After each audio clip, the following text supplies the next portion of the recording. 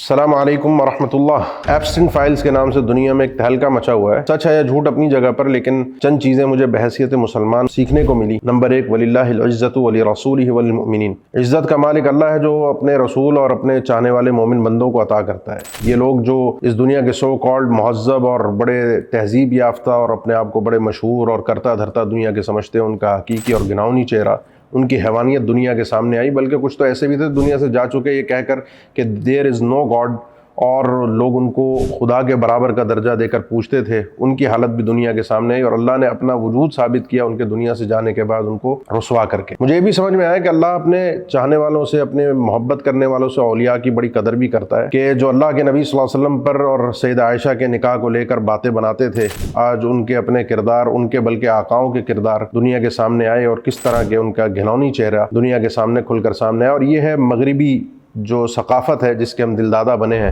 جو چاہتے ہیں کہ ہمارے یہاں بھی یہ رواج آ جائے، ہمارے یہاں بھی یہ ثقافت ہو، جس کو ہم اسلام کے بدلے لانا چاہتے ہیں، تو ہمارے لیے بھی ایک بڑا سوالیہ نشان ہے۔ ساتھ میں مجھے بھی سمجھ میں آیا کہ مجھے کیوں اللہ نے اپنی بہن، ماں، بیٹی ان کو پردے کے لیے کہا ہے۔ ایک عورت کو یہ چیز سمجھنی چاہیے کہ معاشرہ کتنا گندا ہے۔ یہ لوگ جو اپنے آپ کو اتنا مہذب اور عورت کی آزادی کے نعرے لگواتے ہیں، کیوں اللہ نے عورت کو پردے کا حکم دیا ہے، کیوں گھر میں بیٹھنے کا حکم دیا ہے، تاکہ عورت کو یہ بات سمجھ میں آئے کہ یہ معاشرہ جو آپ کی آزادی کی بات کر رہا ہے، یہ آپ کی آزادی نہیں چاہتا، یہ آپ کو برباد کرنا چاہتا ہے۔ مجھے یہ بات بھی سمجھ میں آئی کہ کچھ فائلز ہیں جو اوپن ہو گئیں، اور کچھ ایک میری بھی فائلز ہیں نامہ اعمال کے طور پہ، کل قیامت کے دن بھی سامنے آئیں گی۔ اللہ نے یہاں بھی ستر رکھا ہے، اللہ وہاں بھی ستر رکھے۔ انسان کو اللہ سے توبہ بھی کرنی چاہیے اور اپنی تنہائی کو بھی صاف ستھرا اور پاک رکھنا چاہیے۔ اللہ کبھی بھی کسی کو کہیں بھی رسوا کر سکتا ہے۔